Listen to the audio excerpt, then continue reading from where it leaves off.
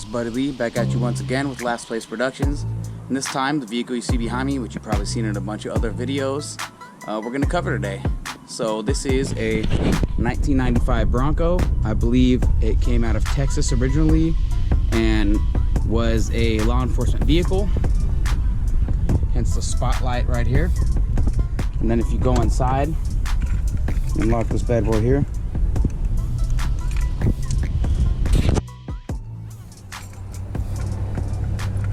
One second. Apparently the fob isn't working right now, but it's another one that does work. So right here, the coolest part of this is because I've had other Broncos and I always go for the 5.8 liter because anything else is gutless. It just doesn't keep up with modern traffic sufficiently. So the best thing about this is it has the manual transfer case shifter, which is good because I've had issues with it not coming out of 4 low, and that wasn't really preferable. We also have the radio here that came with the truck. If you go back and look right here on the window, we have the factory law enforcement antenna mount area. So if I put an antenna on here, then theoretically my CB should work. Right here you see the mounting bolts for law enforcement style lights, of course, and then here's another antenna mount. And it's very rare to have an all-white Bronco, you know, and everybody references OJ and all that. So this was, you know, if you look right here, it's a blue vinyl interior. It's not in the worst shape ever. Obviously I need to wash down the rubber mats in here, but it's done its job. I don't have carpet that's super gross. It's super clean. It was a low mileage truck when I got it. Had about 95,000 on it when I got it. Came with the sub. I don't know whether this box right here was a law enforcement box, but it just got, like, you know, just some random stuff. You get stuck on the trail or whatever and what have not. Keep some boots in there. It's kissing you to trek through mud. You see one of the wires for the antenna mount for the bumper, which I will show you in a second. You know, so it's a pretty bare bones option Bronco. See the connection there for the antenna on the other side of the window, and that's how that mounts. But for the most part, you know, it's a lot like any other Bronco you've seen, and it's pretty utilitarian, man. Back in the early 90s, SUVs were SUVs. They weren't luxury cars like they are now. So I got the Carhartt covers on these seats. That's what I did because the vinyl slips around too much, and I got a issue with my lower back where I compress my L1 vertebrae 40% on one side. So I don't like to slip around a lot in seats. I like to have like to maintain my position, not have a lot of stress put on my lower back. So that's why I did that. I got these floor mats in here just for extra protection. What I had to do was put a dish drying media on the back here so these wouldn't slide around on the rubber. So that's what I've done under all these.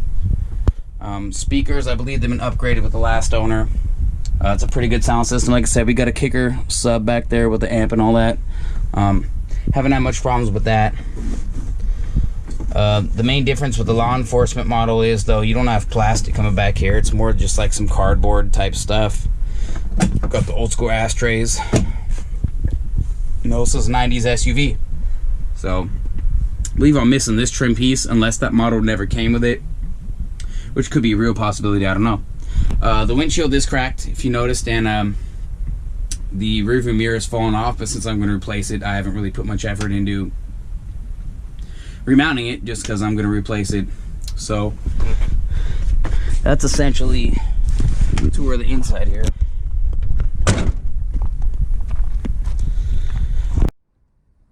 So this particular vehicle right here, it has a rough country 4-inch lift, and the hand-cooked Dynapros, which I believe are 33 by 12.5 by 15. They're pretty capable. It makes it up my driveway, no problem. I don't ever have to put in 4-wheel drive. With my F-250, it's not exactly the case because it's light in the rear, but this has a good, it's a short wheelbase, and it has a bunch of weight over the rear, so that's never a problem, no matter how dry it is or whatever. Maybe in the snow I might have to worry about it. But this is the XL model, you know.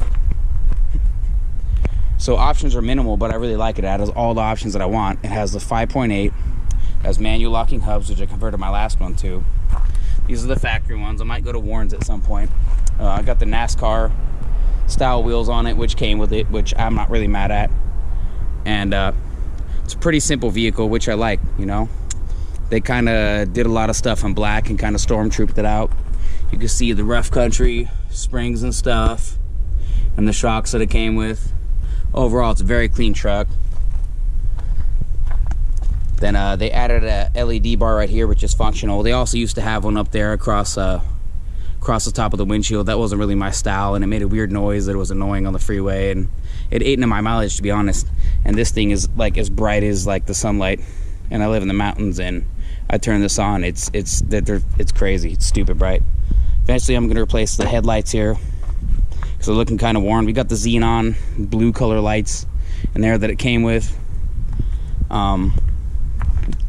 Then back here, this law enforcement didn't come with the factory rack to carry the spare tire, so this is the aftermarket setup. Seems to work for me. That's fine, no big deal. But it's a pretty straight vehicle. I mean, I backed it into a pole one time, unfortunately, and got that little dent right there, but that's easy repairable. I haven't really worried too much about it. And it's been a great reliable truck, to be honest. You know, it's got a dump exhaust back in here. It doesn't go all the way out, so it's not interfering with anything. It kind of scales out the way. But you know, if you want a Bronco, I would say go with the 5.8 liter. That's definitely the way to go. You definitely don't want to skip out on that option, because the inline six is, you know, for a farm truck might be all right. But as far as a truck on the road or modern traffic, I would say that you probably want the 351. The 302, somewhat similar to the 5.0 HO Mustang motor in the Mustang during similar years, but the difference being the firing order. So the HO Mustang has a 351 firing order. So I have the same firing order as the HO Mustang, but I have more displacement. So, I mean, this thing is super reliable. You go to start it, it'll turn on in a heartbeat. Not a problem at all.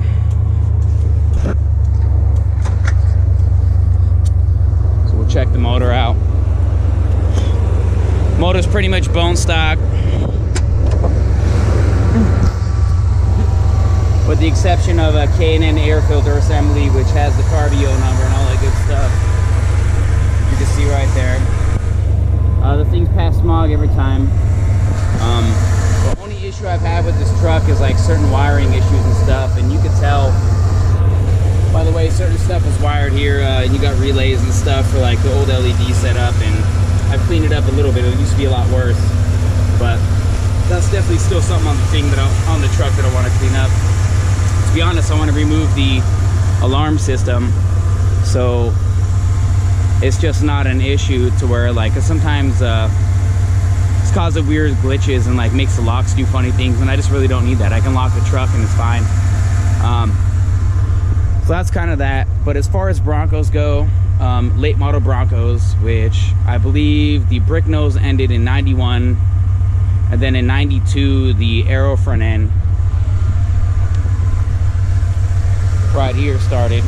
And I personally like this. And then the later the model, the Bronco, you know, up till 96, the better, because they had a lot more stuff that a lot of guys with the older Broncos would swap anyway. So this is kind of pinnacle of the model, especially since it has a manual transfer case. And I cannot say enough how nice it is to know you have control, because if the solenoids or the buttons or any of the weird stuff that typically would be right here, if it were the XLT or higher Eddie Bauer, you would have to worry about like it getting locked into 4 low and it won't get out, and like you're stuck somewhere and like God knows when, you know, like you might actually sort it out. So having this, if it ever gets stuck, I noticed if you're under any tension in the drivetrain, you give the throttle a blip and then you can get it out of 4 low and then get it back into 2 high. And you know, these Broncos pretty much just have that issue, I feel like, but all it is just a motor. It goes to the transfer case under here. I don't know if you can see it, but another thing I'm talking about is like the ground clearance. This having a 4-inch lift on 33s, I mean, this thing is super capable, man. It's never let me down off-road. It's been a great truck. It's I believe it's got the 8.8 rear end. And it's got the Dana 44 front axle, which is kind of semi-independent, but not. It's like a mix of twin I-beam and solid front axle, so it has its own individual setup going up. A lot of guys convert it to, they'll convert it to a straight axle, just a straight Dana 44 or whatever. Never been a problem for me. Cool part about this is parts for this truck are super easy to find. And if you're looking to get one, the prices are going up. So I bought this one for $6,000 in 2017 with just under 100,000 miles. And now we're about 115-ish. And I can get $15,000 for this truck, like minimum. I wouldn't even think about or entertain anything. I don't want to sell it. Like, I wouldn't sell it, so don't send me offers, guys. But if I were to sell it, it's not a penny under 15 right now, and it's just going up. Same thing with the Fox body. That thing's worth 25 with a Coyote swap. Don't even talk to me unless you got that. But once again, not looking to sell. This thing is going up with the new Bronco and all that. So it's a pretty legit truck.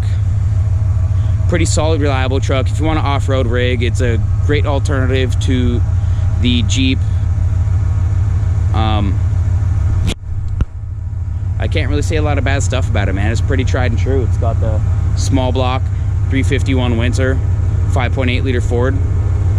There's not much that can go wrong with these motors, you know. So you essentially just take care of and do oil changes, change the tranny fluid. I mean, the E4OD in this is even pretty good, because the 351 doesn't makes good power, but it's not enough to hurt anything, you know, unless you're flooring it from every stop. I mean, this tranny is not bad. This is the same tranny that, you know, had gone into bigger trucks of the era. So, and then you had the 4R100, which was an evolution of that, and they're all based on the C6 from what I'm to understand, which was like the big block tranny for Fords, or like they had the high power small blocks, the 3 speeds with that overdrive back in the 60s and 70s. That's kind of what people ran. And so if you guys have any other questions or anything about what it's like to own a Bronco, you know, as of this era, you know, I mean, these things are pretty nice and they're just going up in value. So guys, definitely let me know if you have any intricate questions. I dealt with a lot of issues like rear motor windows and stuff. I previously had a 92 before I bought this one. So just let me know, guys. Hey guys, so this has been the review of kind of what it's like to live with a, you know, late model Bronco, you know, the last generation that came out before the new ones, obviously. They're going up crazy in value, old ones all the way through this. And, you know, if anybody's looking to get one, I would say get one now. That'd be the smart thing to do.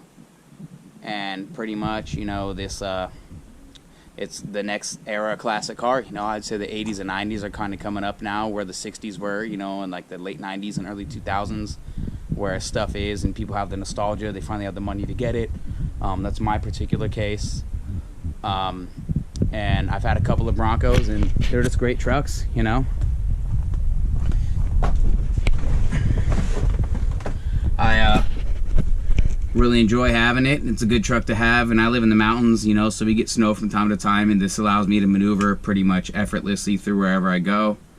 And I have my girls Explorer right there. I have my F250, which is in the shop, getting a major upgrade, you know, from the block up right now. And this thing is probably the most capable, really. I mean, I rarely have to shift this thing out of too high. It just goes anywhere. And on my lot over there, it doesn't look as steep on camera, but I could take this thing anywhere, park it anywhere on my lot, and it's not a big deal. This thing gets driving very minimally, and I don't really have a reason to sell it though, because it's a good investment. It's sitting here, and I have, you know, classic car insurance on it, and, you know, guaranteed value, and I just pay it. It gets minimum mileage, and I just, you know, the market keeps going up. I feel like this is better than cryptocurrency right now, I'll tell you that, because that thing's been dipping lately. I mean, all of it. So as far as classic cars, I wouldn't, you know, this is the equivalent to the 911 Porsche as far as trucks go. And if you're looking to get one, I would say buy one now. I would definitely say look at the spring purchase on the front end. Definitely get a California or a dry climate car. A lot of the ones on the East Coast are just rotten, but you can't tell anything from Canada, anything like that. But this particular truck was from Texas, then it came to California. It's seen the snow a couple times, but in California we don't salt, it's just sand. So I've taken meticulous care of this as much as I can, you know, and I rarely drive it. So I would say within the past 4 years I've maybe done 10,000 miles on it, if that, and it's just been a great truck, you know. So if you can find one, the closer to stock the better. I haven't modified the motor, done anything crazy. It's reliable, it starts every time, no problem. But if you guys have any other questions, just feel like you know, if you feel like you have a specific question, go ahead and message me. I usually answer people's questions. So once again, this has been Buddy Lee, Last Place Productions. This has been the review of the 1995 late model Bronco. And go ahead and feel free to comment, share, like, and subscribe. And I will see you guys in the next one.